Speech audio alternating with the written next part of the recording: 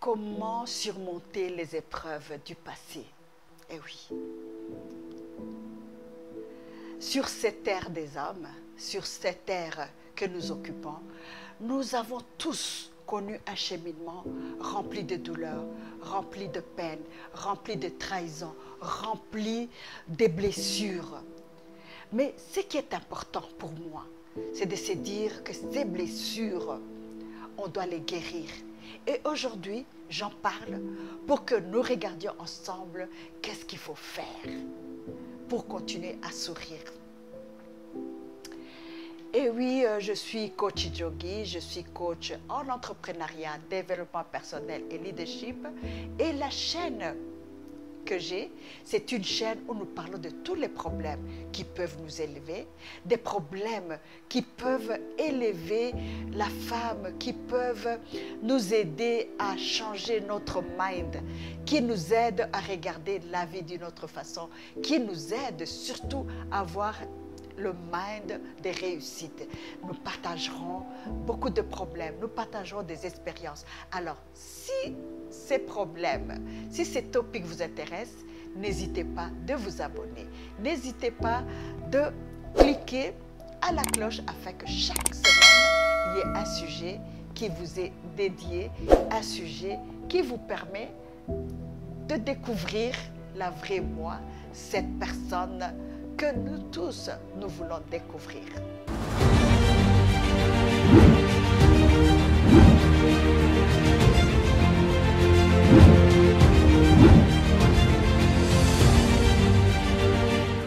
Guérir le cœur. Le guérir, c'est nécessaire. Mais avant de passer au sujet, au topic proprement dit, je vais vous lire un petit poème, un poème qui moi-même m'a touchée. Ok? Libre de penser, de rire et d'aimer. Profiter de ces secondes de bonheur, de paix, de joie et savoir décider sans aucune crainte et sans peur. Savoir dire non, oser et choisir, construire, entreprendre et bâtir. Il suffit de si peu de choses, un peu de courage si j'ose. La vie n'est pas toujours facile, mais il suffit de redresser la tête, d'affronter certaines adversités avec beaucoup de sincérité. Suivre son cœur, ses pensées, ses choix et ses propres idées, c'est alors et seulement ainsi que l'on devient acteur de sa vie. Il faut dans la vie savoir aussi tendre la main à qui en a besoin, sans espérer un retour ni rien, juste se dire que c'était bien. Alors s'installe l'harmonie avec soi-même et ainsi le monde paraît parfait. Ça, c'est un poème que j'ai lu et qui m'a touchée. Je me suis dit, je vais le partager et c'est un poème de Maxa Lexis. Alors, ce poème me fait entrer directement dans ce sujet que je développe avec vous, guérir les blessures du cœur. Il y a des problèmes que souvent on n'ose pas aborder, les peines qu'on a eues, ces douleurs qui vous ont secoué, ces douleurs où on s'est dit je ne vais jamais reprendre la vie, je ne vais même plus sourire. Quand on perd un être cher, on s'est dit it's over, c'est fini, je ne pourrai jamais me réveiller. Quand on a une personne qu'on aime, une personne qui est chère, ou soi-même, quand on est confronté à des maladies incurables, où on s'est dit mes heures sont comptées, où on s'est dit cette douleur, comment est-ce qu'elle va me quitter?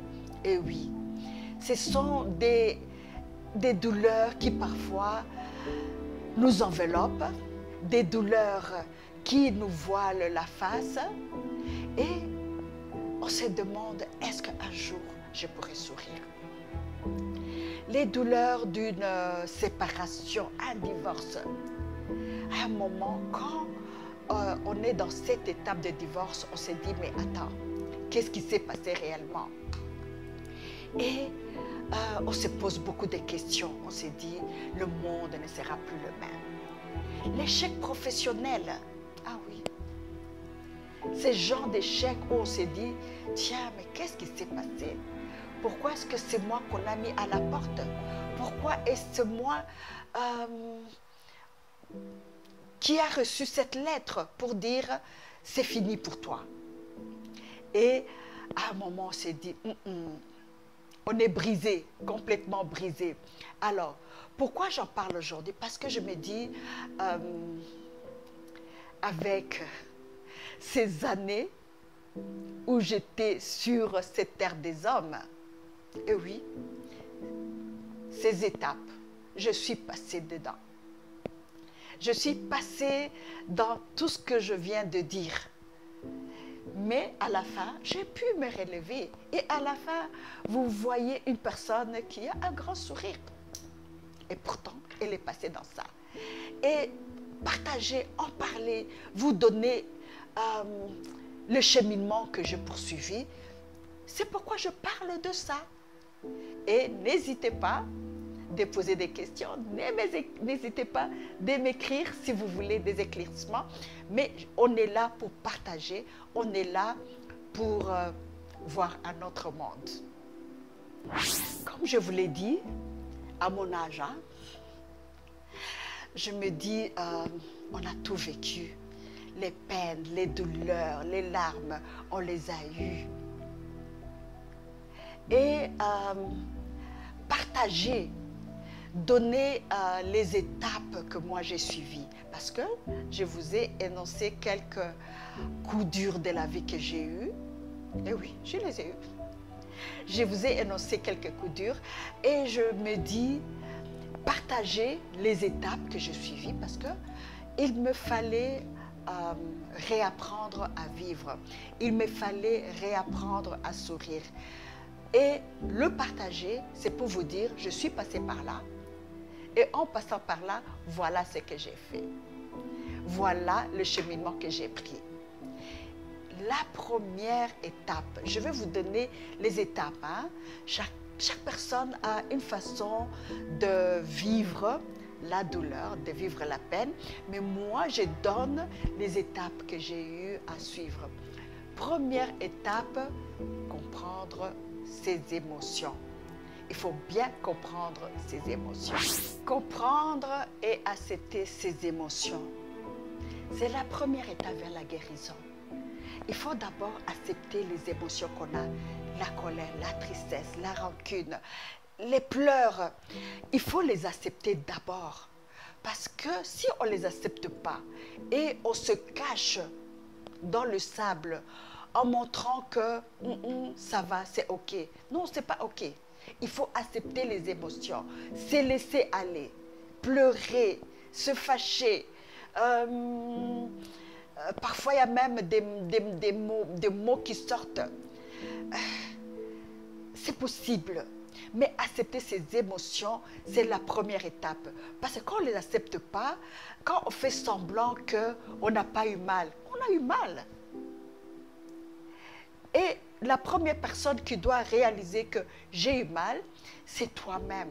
Le réaliser avant même de chercher la guérison. Quand on va chez un médecin, c'est parce qu'on a mal.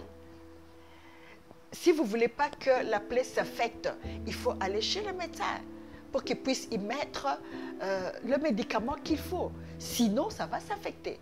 Et c'est la même chose dans notre cœur.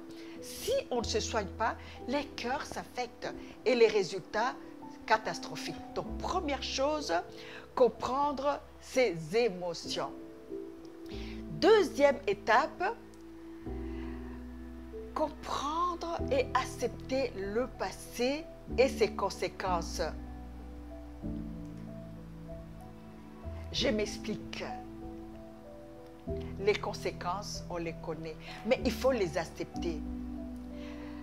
Il arrive qu'on puisse faire des erreurs. Il y a des erreurs que nous avons tous faites, des erreurs professionnelles.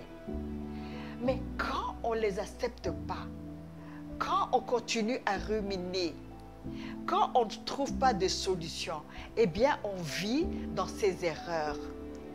Et on ne va pas trouver un médicament pour enlever cette douleur parce que la douleur, elle est là. Il y a eu une erreur professionnelle. J'ai parlé d'une erreur professionnelle. On vous a mis à la porte. Mais on doit se poser la question, pourquoi on m'a mis à la porte? Est-ce que c'était justifié? C'était pas justifié? Si c'était justifié, donc il y a eu une erreur professionnelle que moi j'ai commise. Il y a eu une erreur professionnelle justifiée. Alors, qu'est-ce qu'il faut faire pour qu'à l'avenir, je ne fasse plus la même erreur? Mais la première chose, accepter les erreurs. C'est en acceptant les erreurs, en se disant, je dois trouver la solution. Donc, ça c'est l'erreur que moi j'ai commise. Mais il y a aussi des erreurs que les autres ont commises sur moi et ça me fait mal. Mais qu'est-ce que je dois faire dans ce cas-là? Je dois quand même avancer. Mais au moins, j'entre à l'intérieur de moi-même pour comprendre qu'est-ce qui s'est passé réellement. Donc ça, c'est deuxième étape. Troisième étape, comprendre et accepter de s'exprimer. Donc on a une douleur qui vous a frappé profondément. On a mal. Donc on a compris la douleur parce que cette émotion, on doit la ressentir au fond de soi-même parce que nous sommes en train de chercher la guérison. Et en cherchant la guérison, on a compris, mais on s'exprime. Tout à l'heure, j'ai dit que parfois on se cache, on ne veut pas dire qu'on a mal. Non seulement j'accepte que j'ai mal, mais je m'exprime. S'exprimer, cela veut dire qu'on en parle aux autres. On en parle à ceux qui sont capables de nous aider. Ça peut être un professionnel de santé, ça peut être une personne en qui j'ai confiance, ça peut être une personne sur qui je peux aller pleurer, soulager mon cœur. C'est nécessaire. Ne pleurez pas seul dans votre lit et en vous disant ça va passer. Parfois, c'est nécessaire d'en parler. Comment j'ai vécu cette étape où j'ai dit que je suis passée dans beaucoup de choses. Dès l'âge de 12 ans, moi j'aimais écrire. Un spécialiste, un professionnel de la santé mentale. Je n'avais pas des personnes à qui confier mes problèmes, mais plutôt j'avais eu l'habitude depuis l'âge de 12 ans de m'exprimer, d'écrire calmement mes pensées. Et ces cahiers, c'est un cahier qui date de 2008, s'il vous plaît, ça c'est 2008. Un cahier de 2008 où je me disais, j'écris. Donc j'ai eu cette habitude d'écrire et ça me permettait de me soulager. Alors, je vous conseille, quand on a ce genre de peine qui vous brûle, qui vous torture, il faut, comme je viens de le donner à la troisième étape, en parler. Et ça aide énormément. C'était un plaisir pour moi de partager ces moments de joie, de partage avec vous. Et j'espère que la joie est réciproque. Alors, en attendant de nous voir la semaine prochaine, ciao, ciao!